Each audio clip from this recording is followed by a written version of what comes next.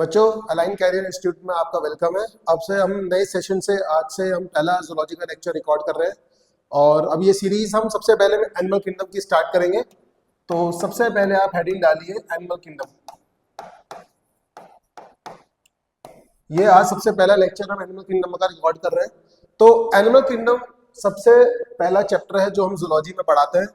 और animal kingdom में जैसे नाम से ही पता चल रहा है, हमें सिर्फ एनिमल्स के बारे में पढ़ना है, जिसके लिए हम नाम देते हैं क्लास एनिमेलिया। तो क्लास एनिमेलिया में बेसिकली दो चीजें आती हैं, एक आते हैं नॉन कॉर्डेट्स और दूसरे आते हैं कॉर्डेट्स। पूरा चैप्टर सिर्फ इन्हीं दो एनिमल्स के ऊपर बिलोंग करता है, एक है नॉन कॉर्डेट्स, दूसरा है कॉर्डेट्स। नॉन कॉर्डेट्स के अंदर टोटल हमने 10 फाइलम पढ़ने हैं, जबकि कॉर्डेट्स में हमने टोटल 5 क्लासेस के बारे में पढ़ना है। तो अगर हम इंडिविजुअली इनके फाइलम के नाम लिखें तो सबसे पहला फाइलम है फाइलम पॉलीफेरा, दूसरा फाइलम है फाइलम सिलेंट्रेटा। जो सिलेंट्रेटा के मेंबर्स होते हैं इनको हम नाइडेरियंस भी बोलते हैं, फाइलम नाइडेरिया। तीसरा आता है फाइलम टीनोफोरा, इसमें सी साइलेंट है। फोर्थ फाइलम आता है फाइलम प्लेटी हेलमिंथ। प्लेटी हेलमिंथ्स में बेसिकली हम पढ़ते हैं फ्लैट वर्म्स। वर्म मतलब कीड़े और फ्लैट मतलब जिनकी बॉडी फ्लैट होती है। तो ऐसे वर्म्स जिनकी फ्लैट बॉडी होती है उनको हम किसमें पढ़ते हैं? फाइलम प्लेटी हेलमिंथ्स में। ठीक है। उसके बाद हम फिफ्थ फाइलम पे आते हैं, फाइलम नीमैटी हेलमिंथ। नीमैटी हेलमिंथ्स का एक और नाम है एस्केलमिंथ। और इसके अंदर भी हम वर्म्स के बारे में पढ़ते हैं, लेकिन इनकी बॉडी कैसी है? राउंड। तो इनको हम कॉमनली क्या बोलते हैं? Round worms. तो हमें दो फाइलम पढ़ने हैं, एक हमने पढ़ना है फाइलम प्लेटी हेलमिंथ और एक हमने पढ़ना है फाइलम नीमैटी हेलमिंथ, जिसको हम एस्केलमिंथ भी बोलते हैं। प्लेटी हेलमिंथ्स में हमें पढ़ना है फ्लैट वर्म्स के बारे में और नीमैटी हेलमिंथ या एस्केलमिंथ के अंदर हमें पढ़ना है राउंड वर्म्स के बारे में। उसके बाद सिक्स्थ फाइलम आता है फाइलम एनालिडा। सेवंथ फाइलम आता है फाइलम आर्थ्रोपोडा। आर्थ्रोपोडा पे एक क्वेश्चन नीट में पूछा जाता है कि ये सबसे बड़ा फाइलम है। अगर नीट में या किसी कभी आपसे कोई स्कूल में भी ये क्वेश्चन पूछा जाएगा कि लार्जेस्ट फाइलम बताइए एनिमल किंगडम का, तो आपको आंसर क्या देना है? Phylum arthropoda.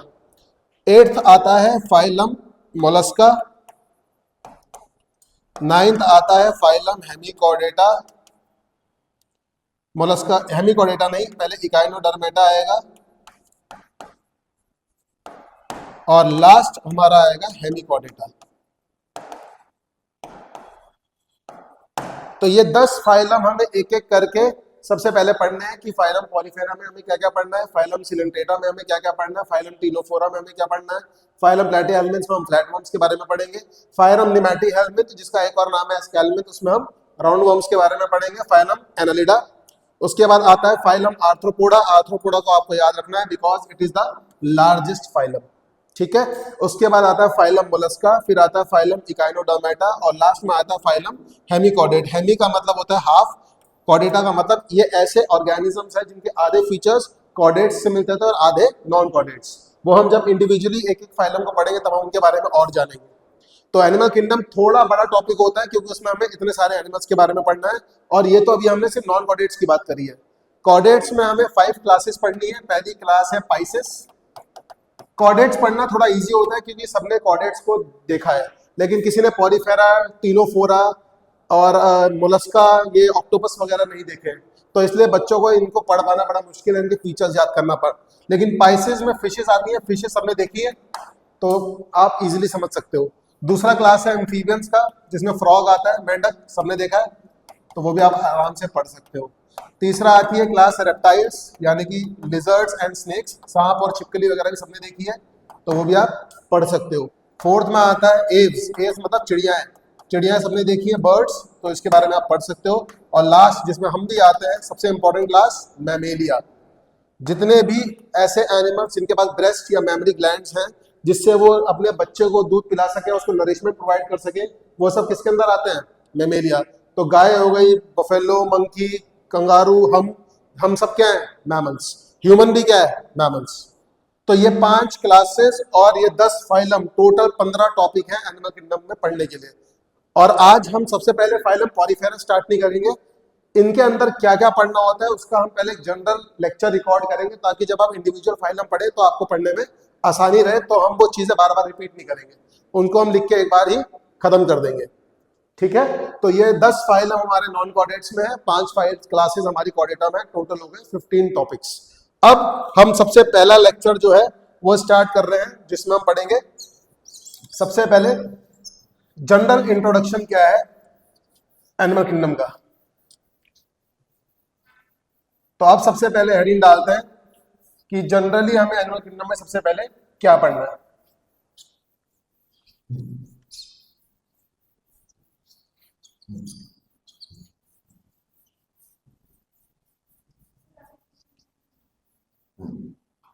तो सबसे पहले आज हम पढ़ रहे हैं इंट्रोडक्शन टू एनिमल किंगडम। आज का हमारा अभी मेन फोकस यही रहेगा कि हम सबसे पहले एनिमल किंगडम के बारे में ही पढ़ें कि इसमें हमें पढ़ना क्या क्या है, क्योंकि बच्चे एनिमल किंगडम में हमेशा से कंफ्यूज रहते हैं और थोड़ा कंफ्यूजिंग चैप्टर है भी, ये मैं भी समझता हूँ क्योंकि मैंने भी पढ़ा हुआ है, तो सही में थोड़ा बहुत कंफ्यूजन है इसमें, लेकिन थोड़ा हम बहुत सिंप्लीफाइड और अच्छे तरीके से पढ़ेंगे कि जो जो इसके अंदर कंफ्यूजन वाली चीजें हैं उनको हम पहले ही 2-3 लेक्चर्स में रिकॉर्ड करके अलग से पढ़ेंगे, ताकि उनको हम मेन लेक्चर्स में दोबारा रिपीट ना करें। ठीक है, तो मैं ऐसे ही पढ़ाता हूँ हमेशा से, इसको मैं अलग से पढ़ाता हूँ, तो इससे काफी आपको हेल्प मिलेगी। सबसे पहले इंट्रोडक्शन की अगर बात करें तो इंट्रोडक्शन टू एनिमल किंगडम का मतलब ये है कि हमने ये जो इतने सारे फाइलम और इतना कोऑर्डिनेटा नॉन कोऑर्डिनेटा भी किया, ये हमने किस बेस पे किया, कि जो हमने इतने सारे एनिमल्स को क्लासिफाई किया है अलग अलग ग्रुप में, उसको कुछ बेस रहा होगा, तो उसी हेडिंग को हम बोल देते हैं बेसिस ऑफ क्लासिफिकेशन, कि किस बेस पे हमने इतने एनिमल्स को अलग अलग ग्रुप में क्लासिफाई किया, किसी को हमने नॉन कोऑर्डिनेटा में रखा, किसी को कोऑर्डिनेटा में रखा, तो उसका बेस क्या था। तो इस बेसिक्स में हमें 8 हेडिंग्स पढ़नी है कि इन 8 हेडिंग्स के अंदर हमने उन ऑर्गेनिजम्स या उन एनिमल्स को 2 भागों में बांटा है। तो उसमें सबसे पहली हेडिंग जो हमें पढ़नी है वो है आपकी लेवल ऑफ ऑर्गेनाइजेशन। एक बार मैं इसको रब कर देता हूं। सबसे पहली बेसिक्स जो हमें ऑर्गेनाइज पढ़ना है, सबसे पहली हेडिंग वो है आपका लेवल ऑफ ऑर्गेनाइजेशन। सबसे पहली हेडिंग जो हमें पढ़नी है वो है level of organisation. Animal kingdom में हमेशा सवाल एग्जांपल्स पे आते हैं, ये याद रखना बात। बाकी मैं जैसे जैसे पढ़ाता जाऊंगा, जो PYQs है, प्रीवियस ईयर क्वेश्चंस, जिनको हम PYQ शॉर्ट फॉर्म में बोलते हैं, वो जो आए हैं वो मैं अलग से क्यू या उस पर टिक या स्टार बना देता हूँ, और जो आने की चांसेस है अगले पेपर में नीट के, उन पे भी मैं उसी टाइम पे बता दूंगा आपको कि क्या क्या इंपॉर्टेंट है, तो आप उसी समय अपने रेड पेन या ग्रीन पेंसिल्स को मार्क कर लें। लेवल ऑफ ऑर्गेनाइजेशन का मतलब ये है, लेवल ऑफ ऑर्गेनाइजेशन के अंदर 4 चीजें आती हैं। हम बचपन से पढ़ रहे हैं एक सेल नाम का चैप्टर की पूरी बॉडी एक बेसिक यूनिट ऑफ लाइफ जिसको बोलता हूँ, किसकी बनी हुई है, सेल की। लेकिन कुछ ऑर्गेनिज्म जो शुरुआती धरती पे आए थे पानी के अंदर, सबसे पहली लाइफ पानी में आई थी, वो सिर्फ और सिर्फ सेल्स के बने थे। तो अगर हम उन जानवरों का पूछा जाए लेवल ऑफ ऑर्गेनाइजेशन क्या है, तो आप क्या बोलोगे, सेलुलर। सेलुलर का मतलब यह है कि their body is made up of only cells. एक चीज हमेशा याद रखना, बायो में सब कुछ इंग्लिश, सब कुछ वर्ड्स में छुपा रहता है, बस आपको वर्ड्स का मतलब समझ में आना चाहिए। सेलुलर वर्ड हमें सीधा सीधा बता रहा है कि ये ऐसे जानवर है जिनका शरीर सिर्फ किसका बना हुआ है, सेल्स का। दूसरे, थोड़ा सा इवोल्यूशन और बढ़ा, थोड़ा बहुत जीवन में मॉडिफिकेशन हुए, बहुत सारे सेल्स ने मिलकर क्या बनाए, टिश्यू।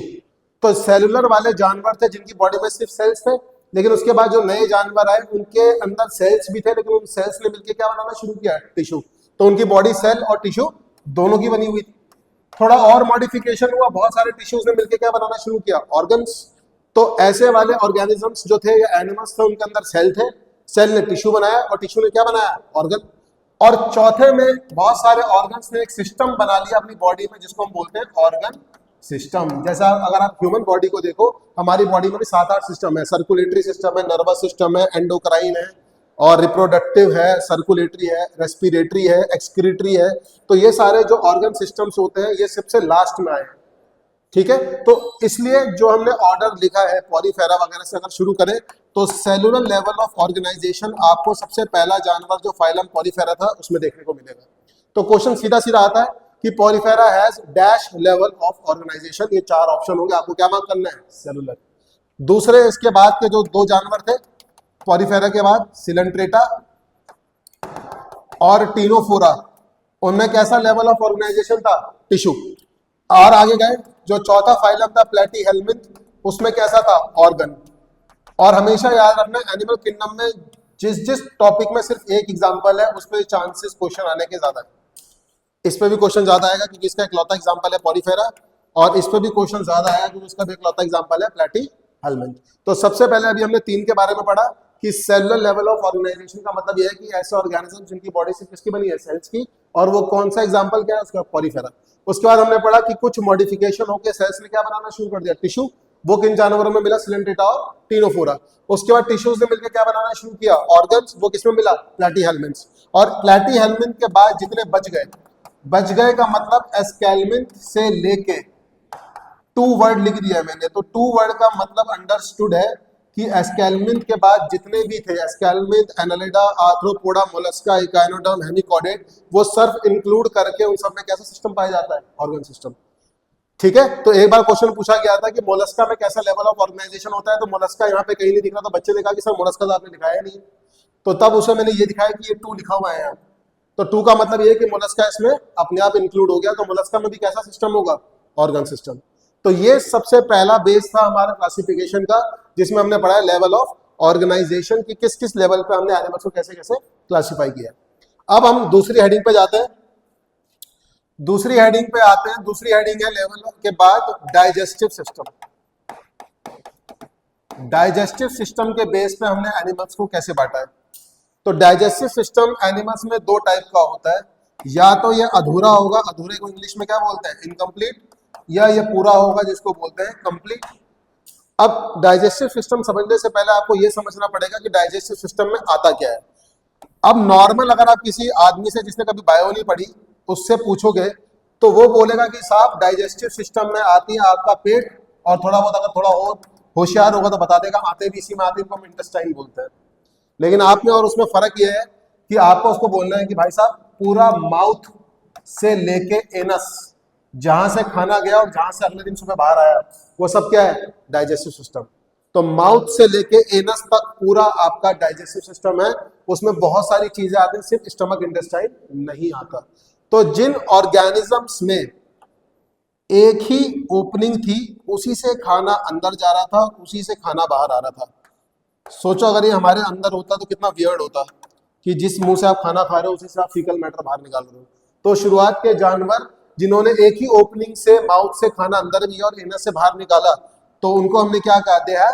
Incomplete digestive system. लेकिन थोड़ा इवोल्यूशन हुआ, जानवर समझदार बने कि भाई ये बदतमीजी नहीं करनी है, तो उन्होंने अलग अलग ओपनिंग्स पैदा करी हमारी तरह। हमारे में खाना खाने के लिए एक अलग जगह है और खाना बाहर निकालने के लिए अलग। तो शुरुआत के एनिमल्स जिनमें एक ही ओपनिंग है, उनके they have a single opening which is acting both as a mouth as well as an anus. But in complete digestive system the organism has 2 separate openings, one is acting as a mouth and second is acting as an anus. तो incomplete digestive system जो शुरुआत के 4 जानवर थे, कौन कौन से? Porifera, Coelenterata, Ctenophora. ये आप सीक्वेंस में याद करोगे बच्चों तभी फायदा है इस चैप्टर का, क्योंकि इसमें बहुत कंफ्यूजिंग है। इसलिए जिस सीक्वेंस में एनसीईआरटी में दिया है, जैसे मैंने लिखा है पहला जो मैंने क्लास से स्टार्ट करी सारे फाइलम्स के नाम, वो आपको उसी सीक्वेंस में याद करना है, तब आप ये याद करने में आसानी रहेगी। वरना हैफाजात तरीके से याद करोगे तो ये सब कंफ्यूज हो जाएगा। ठीक है, तो उसको एक बार रट लो अच्छे से, एक बार सारे एक साथ लाइन में याद करो, तब आपको ये एग्जाम्पल्स बहुत ईजी होंगे। तो शुरुआत के जो 4 फाइलम है, चाहे पॉलीफेरा का पूछे, चाहे सिलेंट्रेटा का पूछे, चाहे टीनोफोरा का पूछे, चाहे प्लेटीहेल्मिन्थ का पूछे कि भाई इसमें डाइजेस्टिव सिस्टम कैसा होता है, तो आपको आंसर क्या मार्क करना है? इनकम्प्लीट। और इसके बाद जितने बच गए, ये बचने वाले सबसे बढ़िया रहते हैं, जितने बच गए यानी एस्केल्मिन्थ से लेके दोबारा 2 का मतलब बीच के सारे इंक्लूड हो गए हैं कॉर्डेटा, यानी कि हमारे तक, हमारे भी अंदर भी मुंह और एनएस अलग अलग है ना, तो एस्केल्मिन से लेके कॉर्डेटा तक जितने बच गए उन सब में कैसा डाइजेस्टिव सिस्टम है? कंप्लीट। तो ये 2 हेडिंग अभी हमारी खत्म हुई, अभी कितनी बची है? 6। अब हम जाते हैं तीसरी हेडिंग पे। तीसरी हेडिंग पे जाते हैं। तीसरी हेडिंग है सर्कुलेटरी सिस्टम।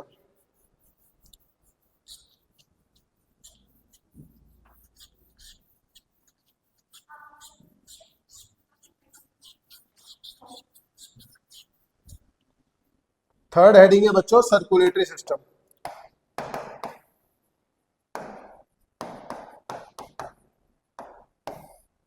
Circulatory system. अब सर्कुलेटरी सिस्टम में जैसा मैंने आपको कहा कि अगर आप किसी लेमैन का मतलब होता है जिसने बायो नहीं पढ़ी है, जो कोई भी सड़क पर चलता आदमी है वो मान लें लेमैन है, ठीक। तो लेमैन से पूछोगे कि साहब सर्कुलेटरी सिस्टम में क्या आता है, तो वो आपको बताएगा कि सर्कुलेटरी सिस्टम में सिर्फ क्या आता है, हार्ट। अगर आप किसी भी आदमी से पूछोगे कि भाई हमारी बॉडी का पंप क्या है, जो हमारी बॉडी में ब्लड सर्कुलेट करा रहा है, तो आपका आंसर क्या मिलेगा, हार्ट। लेकिन ये भी इनकम्प्लीट आंसर है, क्योंकि हार्ट अगर ब्लड पंप कर भी रहा है तो उसको ऑर्गन्स तक पहुंचाने का काम कौन कर रहा है, ब्लड वेसल्स, जो नालियां, जिनको हम हिंदी में नलिकाएं बोलते हैं, हमारी बॉडी में जो है, जो तीन होती हैं, आर्टरी, वेन और उन दोनों को आपस में जोड़ने वाली कैपिलरी, ठीक है। तो अगर हार्ट ने ब्लड पंप किया भी है, तो जैसे ये आप सबसे अच्छा एग्जांपल मैं इसका देता हूँ, जैसे आपके घर पे पानी की टंकी लगी है, आपका हार्ट क्या, आपकी पानी की टंकी, जैसे इसके अंदर खून भरा है, आपकी पानी की टंकी के अंदर पानी भरा है। पानी की टंकी का काम है पूरे घर में पानी देना, हार्ट का काम है पूरी बॉडी को खून देना। लेकिन ऐसा कोई है कि आप टंकी में से सीधा टंकी फटती है और पानी बाहर आ जाता है सारा, पाइपलाइन डली हुई है, ठीक है। तो टंकी के अंदर पानी है, वो पानी पाइप से होते हुए तब आपके टैप यानी आपके नलकों तक आएगा। सेम ऊपर वाले ने सिस्टम हमारी बॉडी में लगा रखा है कि हार्ट ने जैसे ब्लड पंप किया तो वो इन्हीं आर्टरी, कैपिलरी, वेन से होता हुआ तमीज से ऑर्गन्स के पास पहुंचेगा और कोई भी बदतमीजी नहीं होगी। लेकिन कुछ शुरुआत के जानवर, हमें पता ही है हर जगह कुछ विद्रोही तो होते हैं, तो शुरुआत के जो जानवर थे उनको लॉजिक समझ नहीं आया, उन्होंने कहा साहब हम तो, हमें कुएं से लेने की आदत है पानी, तो हम तो ऐसे ही लेंगे, हमें आर्टरी, नलिका इनसे हमें कोई मतलब नहीं है।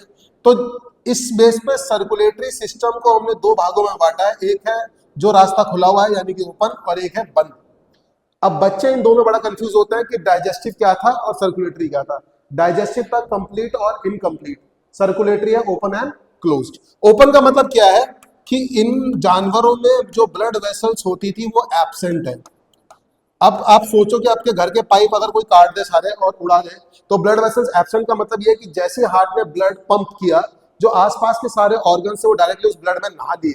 ये एनसीईआरटी की एक लाइन लिखी है कि in open type of circulatory system the organs are directly bathed in the blood which is pumped by the heart.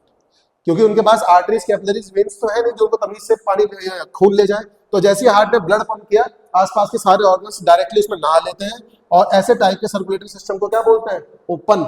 और क्लोज का मतलब यह है कि एक पूरा ढांचा क्लोज्ड है, जैसे हार्ट ने ब्लड पंप किया, ब्लड वेसल से होता हुआ ऑर्गन्स में जाएगा, यानी कि दे हैव ब्लड वेसल्स, इनमें होती है, ब्लड वेसल्स आर प्रेजेंट। तो ये दो चीजें आपको बहुत बेसिक याद रखनी है कि ओपन टाइप का सर्कुलेशन का मतलब क्या है और क्लोज टाइप की सर्कुलेशन का मतलब क्या है। ओपन टाइप का मतलब ये है कि उनमें ब्लड वेसल्स नहीं होती, क्लोज टाइप का मतलब उनमें ब्लड वेसल्स होती हैं। और सर्कुलेटरी सिस्टम नीट का बड़ा फेवरेट टॉपिक है, क्योंकि ये सारे फाइलम्स इसके एग्जांपल नहीं है, कुछ फाइलम्स ही इसमें पूछे जाते हैं और सबसे ज्यादा ओपन वाला पूछा जाएगा, ये नीट का बड़ा फेवरेट है। तो ओपन सर्कुलेटरी आपको मिलता है आर्थ्रोपोडा में और मोलस्का, जो दोनों आगे पीछे वाले फाइलम है। और एक और मजेदार बात, ये फर्स्ट लार्जेस्ट है, ये सेकंड लार्जेस्ट है। तो जो पहला सबसे बड़ा फाइलम है वो आर्थ्रोपोडा है, और सेकंड नंबर पे उसका जो भाई है वो कौन है, मोलस्का। तो ये दोनों भाइयों में कौन सा टाइप का सर्कुलेशन पाया जाता है, ओपन। और क्लोज्ड वाला मेनली पाया जाता है एनालिड्स में और हमारे में, यानी कि हम क्या है, वर्टिब्रेट्स। तो जितने भी वर्टिब्रेट एनिमल्स होते हैं उन सब में कैसा सिस्टम होता है, क्लोज्ड। वर्टिब्रेट्स में सभी आता है, फिशेज, एम्फीबियन, सारे कॉर्डेटा जो मैंने पढ़ा है, फिश, एम्फीबियन, रेप्टाइल, बर्ड्स और मैमल्स, उन सब में कैसा सिस्टम है, क्लोज्ड। और आर्थ्रोपोडा, मोलस्का में कैसा है, ओपन। लेकिन क्वेश्चन ज्यादा किस पे आता है, ओपन पे, ठीक। तो अगर आप कॉम्पिटेटिव लेवल पे पूछेंगे तो सबसे ज्यादा क्वेश्चन किस पे पूछा जाएगा कि which of the following animals have open type of circulation. तो आपको दो आंसर मार्क करने हैं, एक ऑप्शन में अगर आर्थ्रोपोडा है, दूसरे में मोलस्का, और तीसरे में बोथ ए एंड बी है, तो ज्यादा अच्छा आंसर क्या है, सी, बोथ ए एंड बी, ठीक। लेकिन दोनों में से कोई एक है तो आपको वही मार्क करना है। तो ये 3 हेडिंग बेसिक्स थी आज के लिए, बाकी हम 4th हेडिंग से अब अगले लेक्चर में रिकॉर्ड करेंगे, ठीक है। चलो।